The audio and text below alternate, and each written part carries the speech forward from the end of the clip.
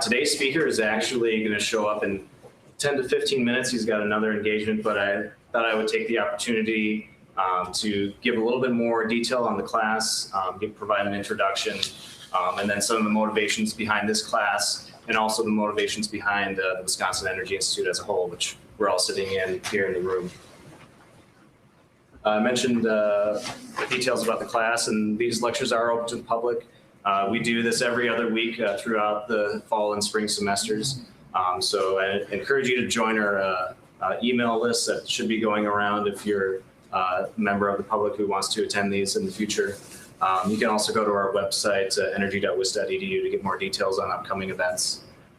These will be recorded. We live stream them for students, and we also post the recordings on our website. We actually went through a bit of a revamp with the website, so we're going to be posting old recordings as well from previous seminars. And there are kind of three main motivations for this class. One is exploring how different disciplines from, when I say disciplines, I'm thinking more so around campus, social sciences, humanities, engineering and science, how they deal with energy, how they look at understanding some of the energy problems that we have and develop solutions. But then also, another motivation is just to highlight the cutting edge knowledge that we have here on campus. We've got over 100 people, faculty on campus who are doing research in energy. So it's great to hear from a variety of voices and see how they each look at these energy issues. And then, finally, for you all to appreciate a multifaceted approach to energy. These issues aren't going to be solved by one discipline alone. They're not going to be solved only by technology or only by policy. It's going to require a multifaceted effort to get us to a more sustainable energy future. So like I mentioned, our website, you can go to energy.wis.edu, click on events, and then on the left-hand side, you'll see Sustainable Energy Seminar Series, and that's where you can find both upcoming and past seminars. I do want to highlight also next Tuesday is our first ever Forward in Energy Forum. And that's more of a panel discussion format. We've got a few campus speakers discussing energy and, I'm sorry, go ahead. Yeah, you said that you would post the slides and the video. I was on the website and I couldn't find where. We're working on posting those, yeah. We'll have, this is being recorded to YouTube, and fairly soon we'll get those videos up online. There's some handouts for the Forward in Energy Forum series if people want to grab one on their way out, or if you want to pass them around. And the first one has Becky Larson, Troy Runge, and Victor Zavala talking about issues related to anaerobic digesters and other linkages between energy, water quality, and agriculture. So I see kind of three key motivations for energy sustainability in general, and our speaker, Greg Nemet, will have a very similar list, maybe phrased a little bit differently. I see environmental impacts as a major motivator. 2016 was the hottest year on record, and energy and climate are very much interlinked issues. Security and resource adequacy, making sure that we have energy supply to keep our standard of living the way we like it. And then also affordability and access, making sure that anyone who wants access to energy services to improve their quality of life can afford to do so. And making sure with all of this that we're not compromising future generations. We have much ahead of schedule presenters, so I'll go quickly through some of these so we can get to the main attraction. This is a snapshot of where the U.S. is from our energy supply and our uses. And you can see we're still heavily reliant on fossil fuels for, I would say, over 2/3 of our electricity, and then almost all of our process heat and transportation fuels.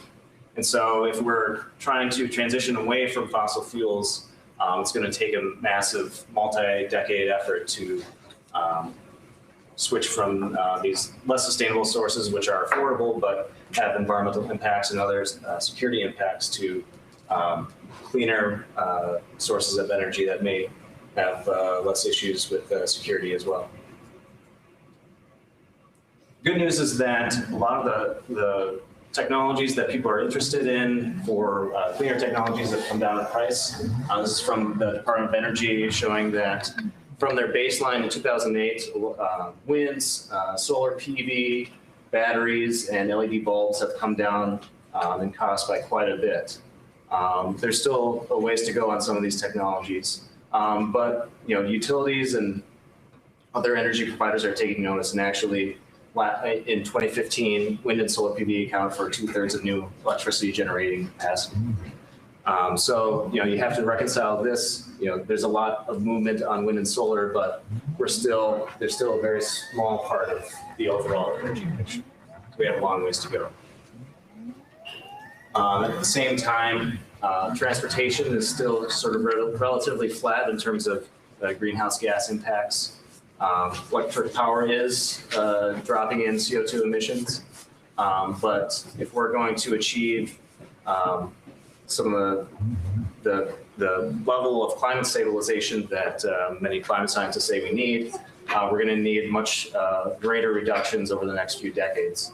You can see some of these this comes from the International Panel on Climate Change. These are different scenarios of what different yearly emission levels lead to in terms of temperatures. We're sort of on the worst case scenario path right now. This red line here, which could lead to anywhere from 3 to 5 degrees increase in temperature by 2100 relative to the baseline in around 1900. If we want to get here, which is more, most policies tend to hover around 2 degrees Celsius as a goal. That means that we need to basically level off very quickly global emissions and then start declining later on. And if we want even more assurance against climate impacts, we're going to have to really start dropping really soon. But there are other issues. No one knows how, there's a bit of uncertainty as to how we're going to actually manage the system if we have a lot of renewables in the system. This comes from California ISO, which manages the grid in California. And they're already seeing the impacts of solar generation, where this is a load curve that sort of shows the electricity demand throughout the day. You start here at midnight, and traditionally it was relatively flat. Maybe get a little bit of a midday peak, add some more generation, then all of a sudden towards the evening, people go home, they turn on their appliances at home, and all of a sudden, I think this is from maybe a spring day or so, you need to ramp up your generation pretty quickly. And with solar additions, solar generates power during midday, and then it trickles off at night. And so what happens to the grid then when everyone starts turning on their devices at home? Where are we going to get that electricity in time to meet the demand? So there are a number of strategies that we're going to need to understand. How do we integrate these sources in a cost-effective manner in a way that we can manage the grid? So we need new technologies, better, faster, cheaper, more efficient, more flexible. We need new ways of thinking about how we're going to manage our energy systems, and new policies to incentivize sustainable energy choices.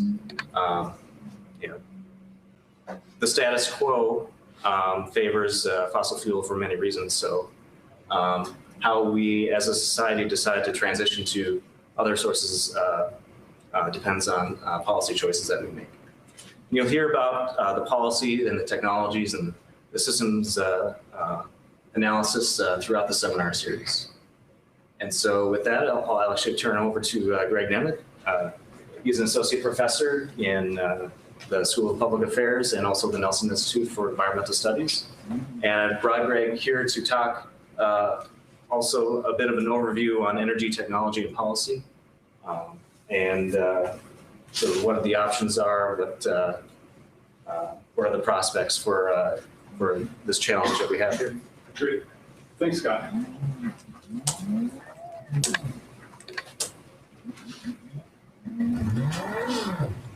I do want to point out one for students who are in the course, or any students actually, the WEI website has a page for students.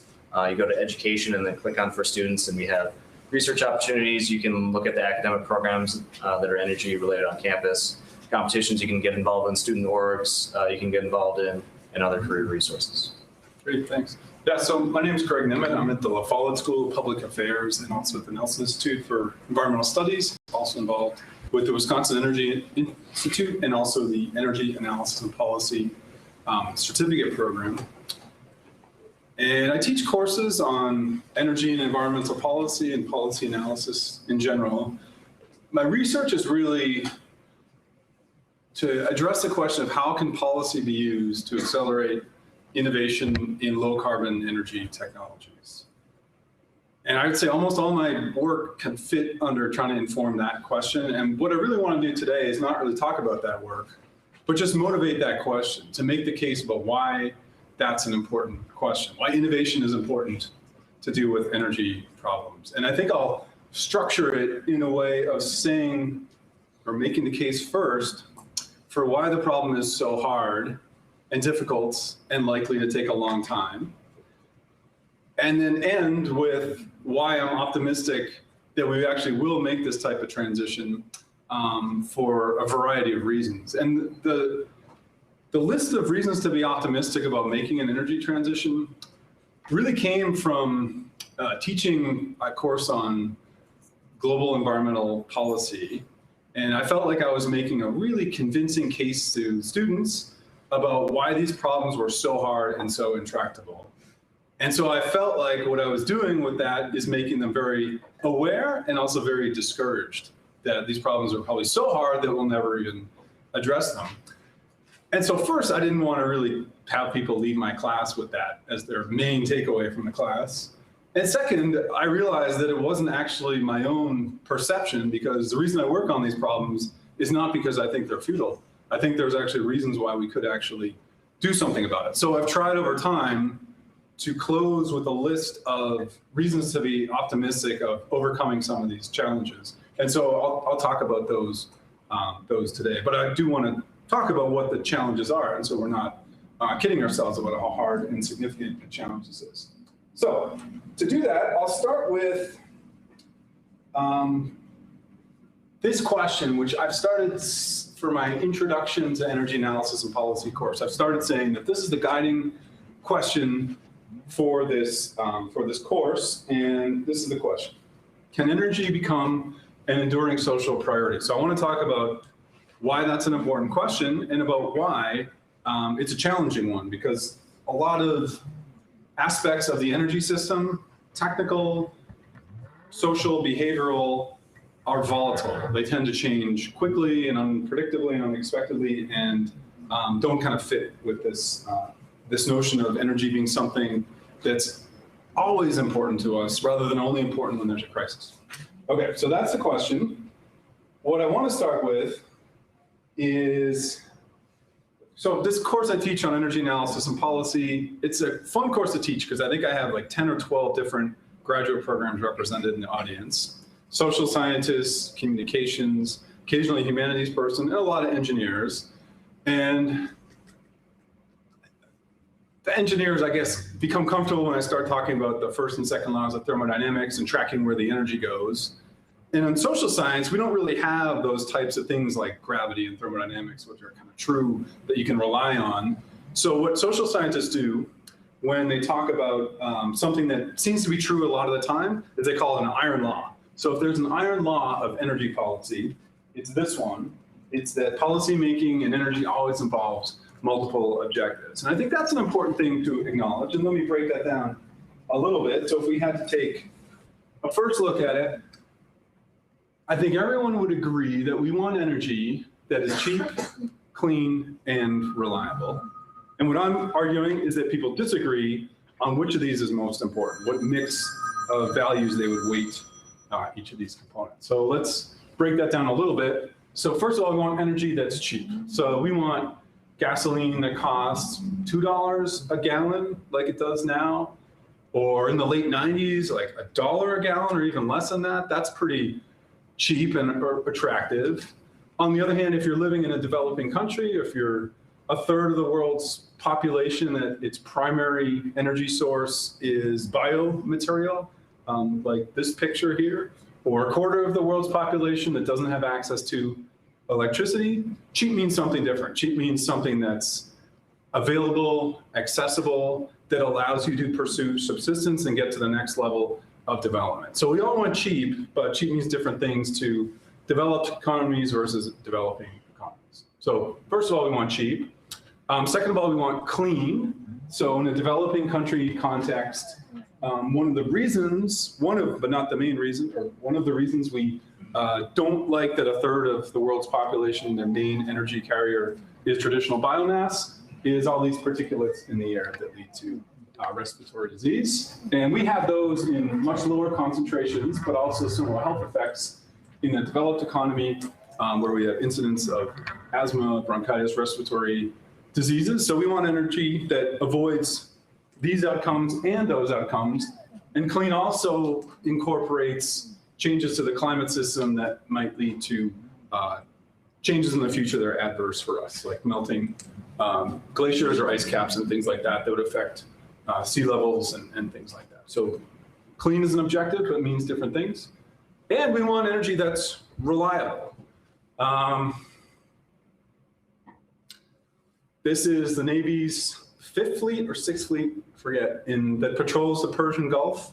So about $20 billion a year goes into paying for the Navy to patrol this area here. These ships are stationed in Bahrain, which is to the left of this inset here. This is the Strait of Hormuz here. So that's, I don't know if we have a scale here, but from these islands to Iran is about the same distance as here to Stoughton.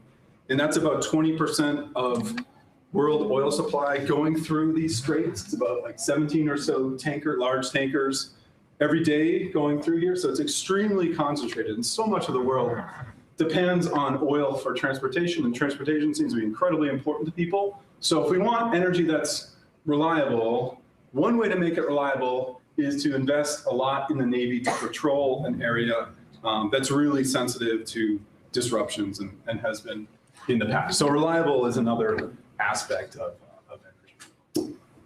Or we could think about reliable, some of the consequences of disruptions, say around here are gas lines. So this is what happened in oil shocks in 1973-4 and also in 1979. And then another case, I don't know, anyone picture what this one is? This would be really expensive oil for 1970. Gasoline, expensive for now, $4 a gallon. Anyone know what that picture is? Hurricane. Nope, but similar era. No, a little later than that. So this is Hurricane Sandy, or Storm Sandy in New Jersey here. So climatic disruption or a weather disruption in this case, but similar types of reliability issues here. Gas was not $4 a gallon in general in 2000, was it 13 or 11 or something around? That's because of the disruption. Okay, so we want clean, cheap, clean, and reliable. So if you had to summarize all these issues, we want to satisfy this policy objective of making energy cheap, clean, and reliable. We've got these multiple aspects of what cheap means, of what clean means, of what reliable means, and that people value them differently. So from maybe an economic growth perspective or an economist perspective, we want energy that's cheap. So if we want to restart manufacturing in the US, manufacturing is energy intensive. Having cheap energy, for example, from fracking and availability of natural gas, that's an objective that we have and leads to positive outcomes. So you might want cheap energy, reliability is less of an issue, and clean maybe less of an issue. Or if you're, say, an environmentalist, you really want energy that's clean. You're really concerned about respiratory diseases or about climate change or about other aspects of air pollution. So clean's a priority for you.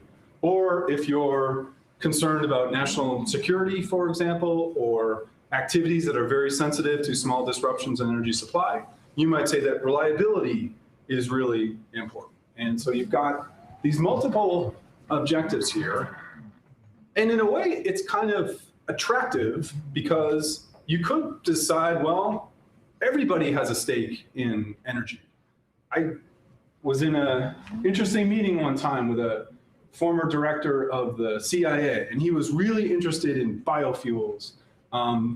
Not because they were going to make energy affordable, not because they were clean, but because they would avoid this issue in the Strait of Hormuz. And that was really his primary criterion for pursuing biofuels. So you could have interesting bedfellows with these types of arrangements. It seems kind of attractive that way. What makes it difficult, though, is that in general, there are unappealing trade-offs amongst these three objectives. And so we're often negotiating some trade-offs between energy that's cheap but not reliable or not clean, and other combinations. So that seems to be part of what makes policymaking difficult in energy, is that you can't have all three easily. You have trade-offs. So my motivation for working on this stuff on innovation in energy is that we need better choices. We need cheap, clean, and reliable that don't involve such distinct and clear and problematic trade-offs, choices that don't have as big trade-offs. So I'm saying here is that requires an energy transition. And I'll talk about what that means in a minute. An energy transition is basically a long-term structural change in the energy system. So we've had them in the past from wood to coal, for example. So I'll talk about those in a minute. But so we need some kind of energy transition of that scale in terms of fundamental change in energy carriers. That innovation, somehow making changes in behavior, changes in business models, changes in technologies to make them better, higher performing, more efficient, more inexpensive, that innovation can make the transition less disruptive, smoother, and also affordable. So that's kind of why I'm interested in innovation. So you may buy that, but first I want to just spend a couple of minutes on some of the challenges involved in energy transitions and in innovation more generally. So let me cover the bad news for a couple of slides here. So first of all, if we say we want energy transition and something on the scale of going from a biomass fueled economy, which we had 150 years ago, to a coal-based economy. So that transition, and people study these and they talk about, how long it takes to go from 5% of the ultimate level to 95% of the ultimate level, and you end up with these time constants for how long a transition takes. And the numbers are like 50 to 100 years to go from wood to coal, or to go from coal being the dominant energy carrier to this red one is oil here being the dominant carrier. So they're not happening rapidly. And think about the stories here. Oil gets discovered in kind of commercially usable amounts in Pennsylvania in this period here. It's World War I, where the British Navy decides it's going to convert its Navy to diesel instead of coal. That's in this period here. And the transition has only started. And that took 40 years to get there. And it takes another 80 years to this kind of peak in maybe the 1970s when oil was really the dominant energy carrier. So energy transition is what we're after in a way. But if you think about the historical time horizons, they've been really long and they've taken a long time. And so we can look a little bit about why are they so slow? And here's a glimpse of Wisconsin. So looking at what's happened in Wisconsin over the last 40 years here. And this involves, some pretty substantial changes. So those gas lines I had a picture of were back here. There's another oil crisis around here. We've got changes in manufacturing that are happening kind of throughout this period, I would say, especially in the second half. You've got the advent of really cheap natural gas towards the end of the period. And you don't see many changes here. I mean, these are pretty subtle variations, some year-to-year fluctuations, I guess a general trend towards imports, a barely noticeable increase in renewables, some natural gas increasing at the end, and notably some coal going down in the last period. So we do see the fracking revolution having an effect, but pretty subtle changes for looking at 40 years of pretty dramatic changes in Wisconsin. Yep. Just a quick question. Is that also transportation that you've got on there, or is that just energy production? Transportation is included. Yeah, that's why oil is such a big one there. Yep. Yeah, so slow changes in the state. And so why do things change so slowly? And if you had to put it in a pithy line, it's kind of the opposite of like smartphones, where I don't know, people, how often do people get new ones? I feel like I'm a Luddite on this stuff. Like once every 2 years, that's probably at the high end, long end. So think about like if you have a new technology, the new screen technology or some software that goes in here, people get a chance to adopt that new technology every 2 years. Think of other industries that have been innovative, like pharmaceuticals. So people have prescriptions, and maybe there's a new drug that comes out that has less side effects or is more effective. You know, people have every 30 days or 90 days to make a switch. If you're thinking about some new energy technology that could replace fossil fuels, this is a familiar looking part of our skyline here that's down a couple miles away.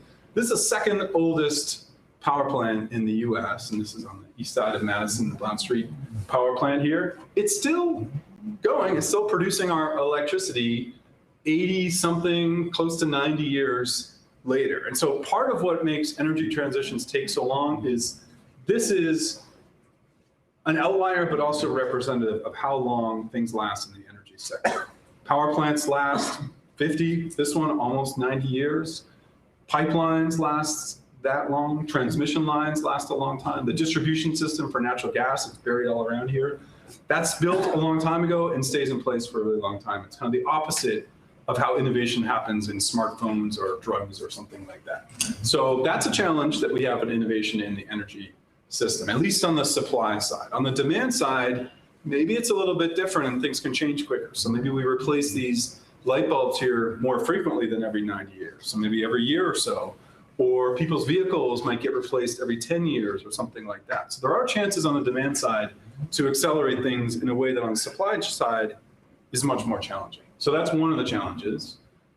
Another challenge, if we're concerned about one of the clean attributes, climate change, is that once you take CO2 out of the earth and put it into the atmosphere, it stays there a really long time, like on the order of the Blount Street power plant, so something like 90 years. So this is really different from acid rain or thinking about particulate pollution, where when it rains, you get rid of a lot of the particulates, so the stuff is only making an impact for a few days or a few weeks or not much longer than that. Whereas once you put CO2 in the atmosphere, it's up there for decades, and maybe 90 years is a good average to use. So that's another way where the problem is kind of slow to react and there's inertia in the system. So that's more bad news. And then if you think about, that's the system changing. If you think about innovation itself, trying to change that system, it's got its own challenges. And a couple of them one has to do with time and another has to do with expectations. So let me talk about the time one here. So scale up, that's a pretty important aspect of any energy technology. So look at wind power. So we knew there's reports from the US Department of, the precursor of the Department of Energy in the early 1970s that said, we need to build 1 megawatt scale wind turbines to make wind power cost effective. And so the oil crisis hit in 1973, and the US Department of Energy started to try to build 1 megawatt scale turbines. And it turned out they were right, that you really need to get to 1 megawatt or bigger to have wind energy be cost effective. What they were wrong about is that you can't go from 0 to 1 megawatt right away. And what ends up being the winning strategy is Denmark, that started with these really small turbines and took 25 years to gradually scale them up to 1 megawatt. So they started in the 1970s, and by around 2000, they had 1 megawatt cost-effective wind turbines.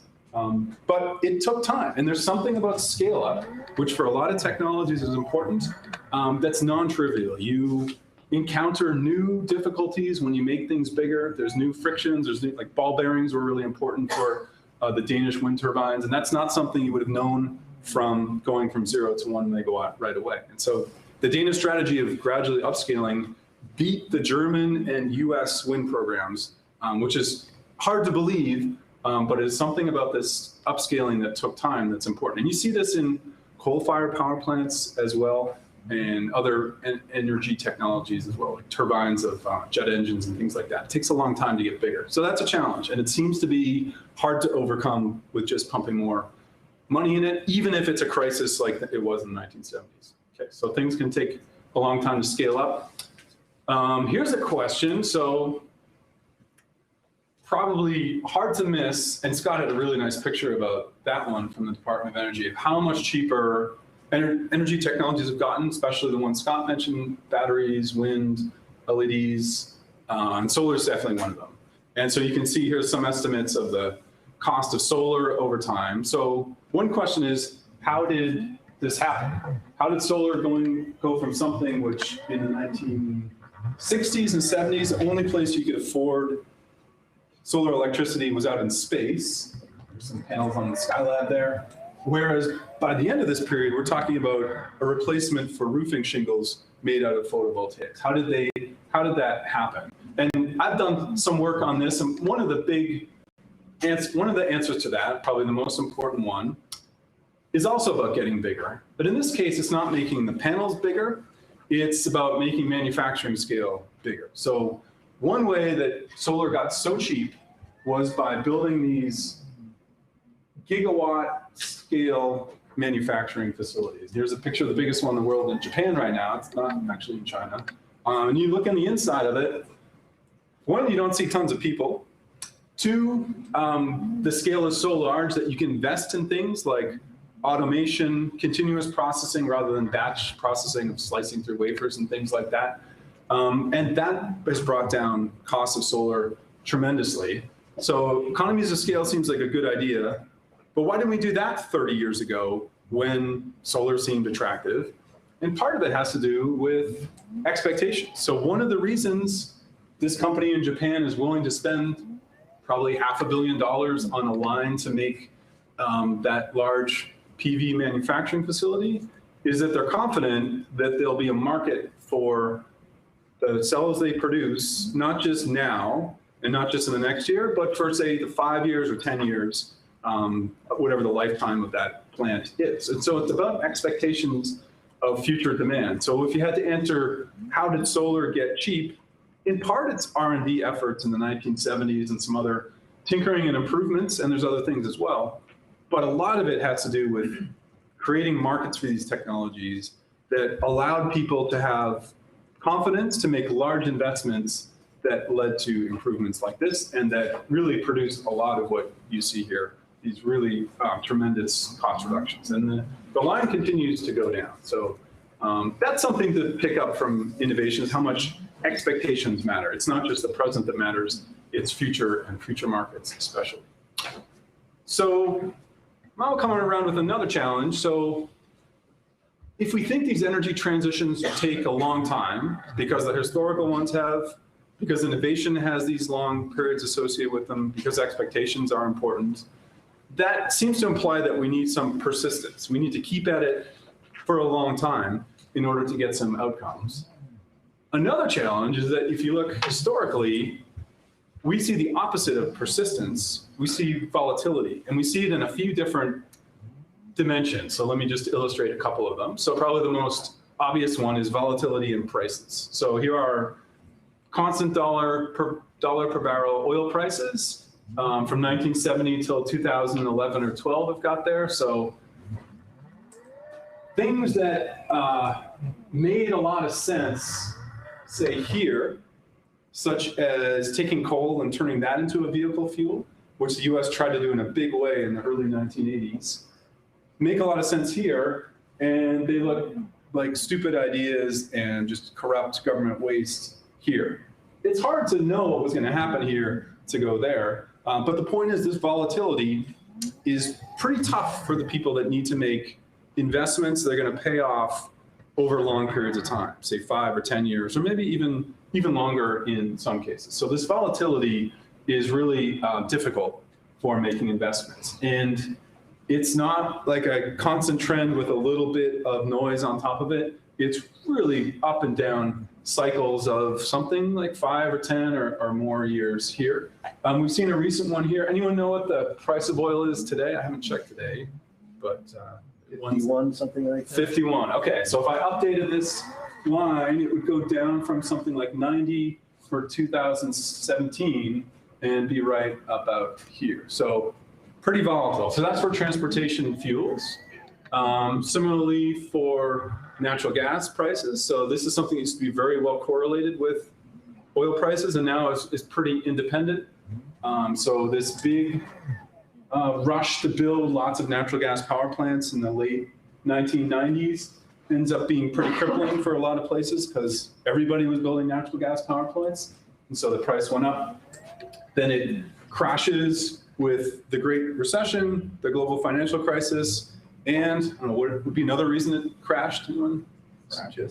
Yeah, hydraulic fracturing. So jamming water and sand and some other stuff into the ground to break up rocks to get natural gas to come up.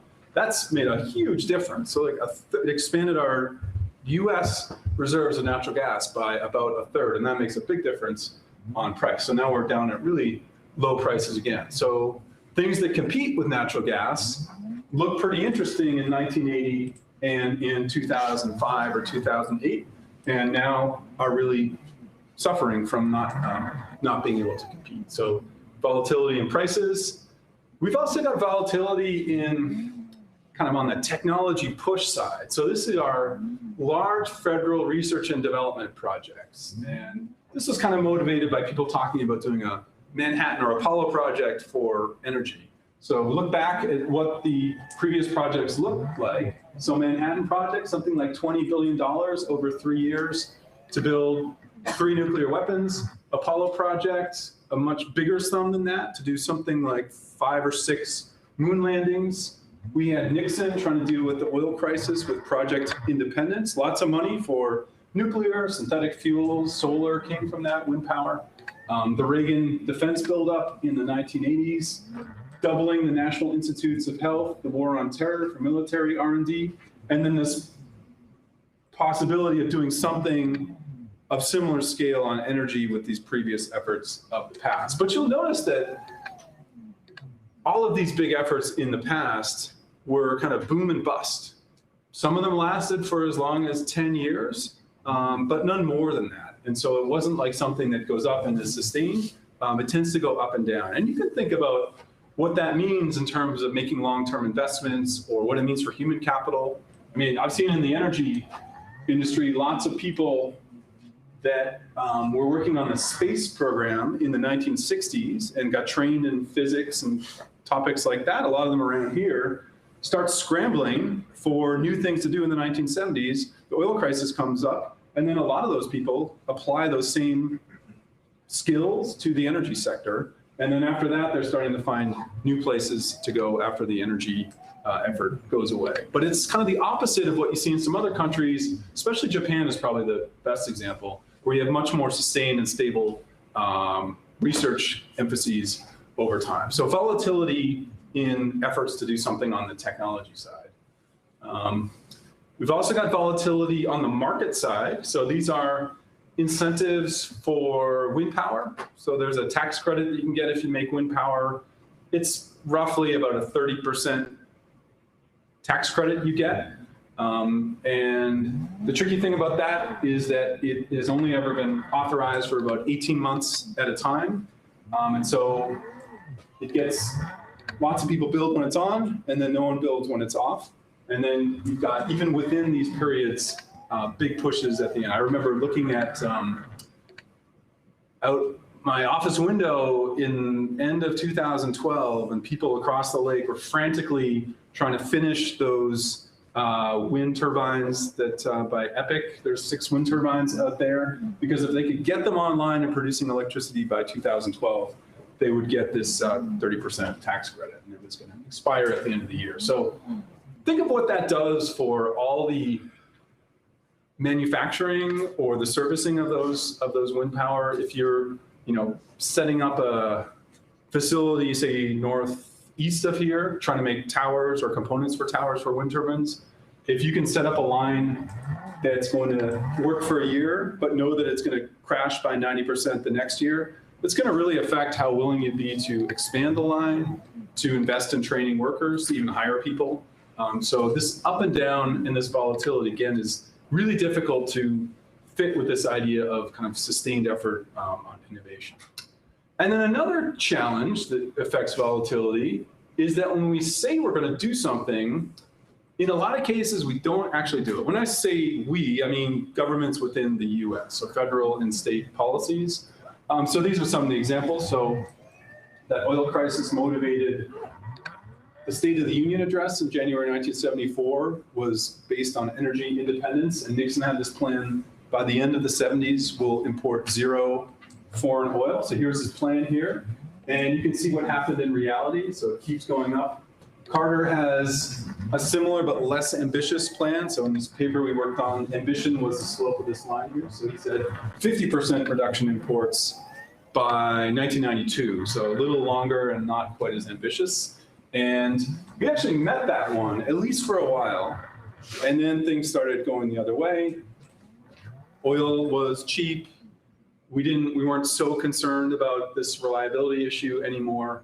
And people started taking advantage of cheap oil, and we started importing a lot of it. And then the Obama administration has an even less ambitious target in 2011. And so, I don't know, it's kind of fun to hold people accountable to their promises in the past, but you can think of some of the negative implications of perceiving that targets that the government sets are not 100% credible. And so one way to think about that is I was interviewing people in Silicon Valley, and so venture capitalists, so people that are supposed to be the most sophisticated about dealing with risk, that deal with the inherent uncertainty about future technologies by pooling lots of risk together, by making lots of relatively small bets.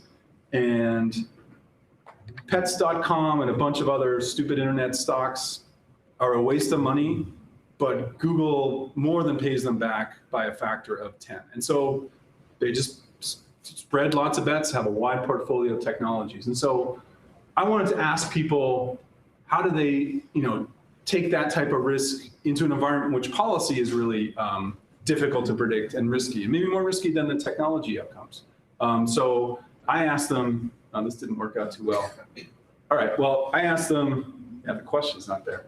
How do you address policy uncertainty in your decisions about investing in portfolio companies? And so I had this idea that they kind of had this risk adjustment that they would put into it, but I got a much simpler answer over and over, which straight answer you can read there is that they ignore it. So it's not that they ignore policy risk, it's that they ignore policy.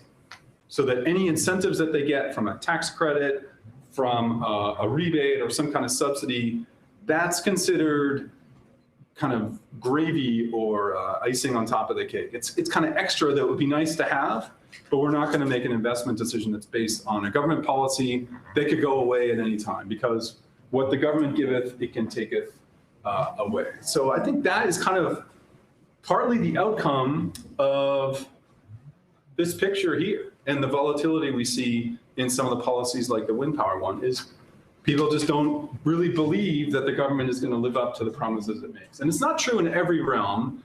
Renewable portfolio standards, energy efficiency resource standards, those are ones that we looked at that the states have implemented that actually are usually on or even surpassed in reality. But in terms of some of these bigger picture ones like oil imports, the record is not good, and it's led to this kind of perception here. And then another source of volatility is how much people care about energy. And so one way we've tried to measure this is looking at, we looked at, I think this is for the New York Times, we counted the number of articles that had the word energy in the headline divided by the number of articles in the whole newspaper. And it tracks, I think, pretty well what you would expect in terms of people don't care that much about energy when it's cheap and available and not problematic. And then when the Arab oil embargo happens in 1973 and oil prices go up and people have to wait in line and it's in the State of the Union, people care a lot about energy. And similarly, in the Iranian Revolution in 1979, again, people care a lot about energy. Then once it gets cheap and stays cheap, it stays in the background and people don't really care about it. And in a way, that's kind of what we'd like energy to be, just kind of this service, this infrastructure for the economy that doesn't create problems, it just supports everything else. The problem is that some of the problems that are associated with energy need to get addressed and might need to get addressed over long time periods. I keep getting interested to see when this one's going to fall off and crash, because it does seem to be something different about this. It's not as spiky. It's certainly not crisis driven. It seems to be a kind of a building momentum, at least in terms of coverage of energy in the press. So in the past, that's been something that's been quite volatile and has affected things as well. So yeah, let me kind of sum up here is that I think we need innovation to make these trade-offs among cheap, clean, and reliable more appealing, less problematic. And to do that, we need innovation. And what innovation really requires are credible and persistent incentives. And so that kind of motivates this kind of overall question of can energy be an enduring social priority? And so that when I talk about my class, we kind of work on how that might work. So I'm really just trying to motivate that question. Do I have like 5 more minutes, Scott? We've got about 15 minutes, actually. All right, good. Well, I'd like to make sure we have time for questions, but yeah, there's this one slide I mentioned earlier about this seems really hard, and what we need to do is so different from what we've done in the past, and so there's kind of an implication that it seems like it would be unlikely that we'd make this type of transition. But then I think about, here's my list of why we should be optimistic about actually doing a transition to an energy system through innovation that's less of a trade-off between cheap, clean, and reliable. So one is we do have emerging collective action. So we do have areas of cooperation where states, whether they're states of the US or nation states, have relinquished some aspect of sovereignty in order to come up with some collaborative framework. And so we have states working together on emissions trading, for example, in a big kind of most top-down way. We've got the Paris Agreement a little over a year ago, where 195 countries agreed to reduce emissions in order to avoid more than 2-degree temperature change. So in a way, that's just a start. But what we have today in terms of an international architecture is way beyond what we had 2 years ago. And so there really is something happening there. And to be even blunt about it, what really makes that interesting is that large developing countries, especially India and China, are part of this agreement too. And it's not like the agreements in the 1990s where they signed on, but they didn't have to do anything. Here, they've actually agreed to play a role in reducing emissions and are likely now to maybe even take a lead on that. So we've got emerging collective action. We've got policy experience. But you bet on collapse. What's that? But you bet on collapse, volatility of that. You need to say wouldn't more you about say that. that the odds at this moment are that at least the threats are out to pull the plug on emerging collective action? Yeah, but I don't think it's enough. I think the threats are there, but there's enough going on that I don't think that's going to happen. Let me finish my list because it kind of supports that claim. So we've got policy experience. People have tried decarbonizing their energy systems in a small way, like some cities have done it. In a large way, like large economies like Germany have moved to renewables and tried to decarbonize. They're encountering problems, but they've done it in a big way. And in some places are getting most of their energy from clean energy. So we've got experience and what policies worked for that. We've got precedents in other areas. So you can look back at how the world dealt with ozone depletion in the 1990s. And I think what's instructive there is ozone was an important issue in the 1970s. We did something about it, and then the issue went away. The science was debunked. Industry was really attacking the science for being kind of made up in science fiction. And then the ozone hole came up, and we had an international agreement within a couple of years. And so there's not monotonic progress in terms of getting more and more action. You can have setbacks and then have things improve. So experiences from ozone and acid rain that have been instructive and productive, like good success stories.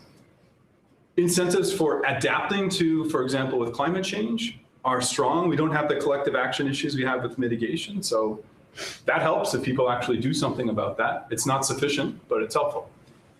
Co-benefit. So there are a lot of the benefits of doing something about climate change are far away in time and in space. So they happen distributed across the whole world, and they'll happen in the longer term future. But some of the benefits you get from doing something on climate change accrue near term, locally, and in the near term, temporally as well. So having an energy system that's less fossil fuel intensive gives you air quality benefits. And those are really valuable. Everybody in the world that values better health outcomes. And so co-benefits are a real driver of doing something on climate change. And in a way, they kind of underpin some of the global collective action that's trying to do climate change on a big scale. It's supported by these near-term and local benefits that you get from doing the same thing. So I think this is one of the reasons why I don't think the Paris Agreement collapses if the US were to pull out from it in the next 4 years, is there are these benefits that happen locally and in the near term that are becoming important. And in places like those pictures I showed in the developing world, think of cities in China and even more so in India, those are key drivers of transformation. We do have examples of low energy but high human development index lifestyle. So just to take a simple blunt example, if you look at Japan, for example, so on almost any indicator, similar GDP per person, similar if not better health outcomes, similar if not better education outcomes, and less than half the energy consumption needed to support those. So there are examples of having a low energy lifestyle without sacrificing, and in fact, improving your well-being, for example. So those are models that can be implemented elsewhere. I talked about the challenges to investment that come from volatility, but I think it's really important that other countries are investing and also experimenting with new policies, new technologies. Think of all the renewables investment that's happening in China right now, or other countries and cities that are experimenting with policies. The policies are things to learn from, and the technologies are things to benefit from. So China's invested heavily in solar, especially in the last 10 years. And we don't have those industries in the US to anything close to the extent that China has, but we have cheap solar in the US. And in a way, it's Germany and China have created that public good for the whole world. That probably started with the US too, with some of the early work on solar. So we've got these investments happening elsewhere. The technology is getting better, we made that point, but that's something where your numbers are out of date if you use numbers from even a year ago. For all the things that Scott showed, batteries, lighting, solar, and to a lesser extent, wind. So the technology keeps getting better, and that makes addressing the problem easier, not harder.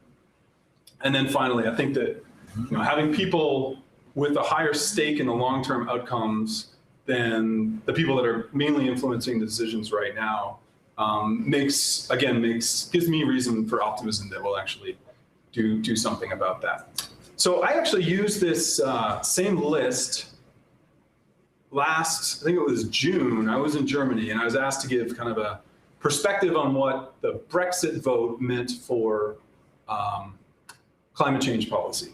And so I put up this list and then I said, all right, which of these elements does Brexit threaten or change? And probably the number one point was the one that changes, but I don't think it changes the rest of the list. So that's still there. So I'd leave it to you to think about what, the new administration has different priorities than the previous administration.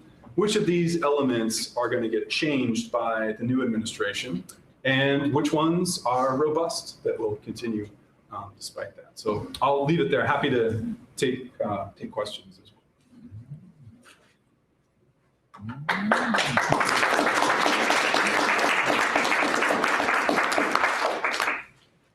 We've got about 5 minutes for questions. Okay. Yep. In the reading, you talked about taking advantage of a crisis. Would you say that we're in a crisis, or people perceive it that way, or how long will people really perceive it as a crisis? I don't know. That's a good question. So what is the crisis right now, would you say? What type of crisis? For me, as an engineer, it's the transmission. It's, we've got Saudi Arabia with power in Montana right now, which doesn't get us anywhere. So. Yeah, I guess I would say that seems like a problem. to get it to be the level of a crisis, I don't know, there must be some kind of shared conception that this is a really pressing and urgent problem. And I'm not sure that that one's quite there. Part of what's made some of these previous environmental problems, what gave them motivation to get solved, is that there was what's called a focusing event. So something had happened that was a distinct event. It was clearly associated with the problem. It seemed threatening. It incurred these kind of perceptions of risk in people. And it really led to public demand that governments do something about the problem. And it's true with acid rain when you saw forests dying and lakes dying. It was true with ozone in a much more abstract way. It was like, pictures of the Dobson units that were lowering and that was a threat to public health. And so you kind of wonder with energy and climate change what the crises would be that would simulate that same type of reaction. So yeah, it's an open question. It kind of depends on how you define crisis, I guess. You haven't really dealt with kind of the tyranny of the short term. And for example, everybody's mind is reset on gas prices at $2, and we can't finance an energy transition in Wisconsin, at least. There's no capital investment to do that. And we can't even come up with a 10 cent increase in gas taxes. And I would say that the strong political trend is almost an ideological emphasis on the short term, and somehow twisting all of these questions to how do we keep prices low in the short term, or how do we keep profits up in the short term, and all of these things. I'd be interested to see where they are a year from now. Yeah, I mean, I agree that's a really difficult challenge, is the short term versus the long term. And you're making the case that in the US, there seems to be an increasing focus on the near term. And so the long term doesn't get. With suspicion that there is any long term. Yeah. But I don't think that's. How can you make an argument when people say, even the president says, we got 100 years of cheap natural gas? Well, that sort of stops any discussion, at least in the public sector. Yeah, maybe that's effective. I mean, I think there's other things than wanting to maximize how much natural gas we have. But I think that other countries are doing things that don't reflect such a near-term focus. And even other cities or states within the US can do that as well. So it just could be that the locus of effort shifts away from the US federal government and goes elsewhere. It goes to states, not all states, but some states, and to other countries. And then a lot of countries may even increase their interest in investment because there's an opportunity that the US may not be taking anymore and that other countries step up to. So in a way, that's, I don't know, maybe not be good for a lot of things in the US, but in a way, it's much better than if US were the only country, the US federal government was the only government interested in solving energy problems. And it's not. And I think that's one of the most reassuring things right now. Yeah. So really enjoyed the talk, Greg. Thanks. And I think this is an inspirational list, and I'm reminded of the piece that Barack Obama published in Science last week, which had a similarly optimistic tone. It was basically saying, well, the clean energy train is leaving the station, and whether government is on the train or not is going to matter less now than it did 3 years ago. I guess I'm not that optimistic, and I think about the other slide that would say reasons for pessimism. There would be two on there at least. One would be externalities, and the other would be baby boomers. Right? Well, we got the baby boomer issue, but the externality one, I guess, kind of gets you thinking. Well, what is the relative importance of each of the items on this list? I think externalities that are not corrected is what tends to negate point number one. Yeah, I mean, I guess I would say that, to me, there are reasons for optimism because they provide reasons that we would, or someone would decide to price externalities. So if the technology gets cheaper and the mitigation costs go down, the externalities may be the same, but it's affordable to do it. And so it's less of a sacrifice to start to think about doing something like a carbon price however you might do that. And so in a way, I think these things make it easier to start doing something about the externalities. But I agree, if you just ignore the externalities, it's hard to solve this problem. Maybe we'll just one back.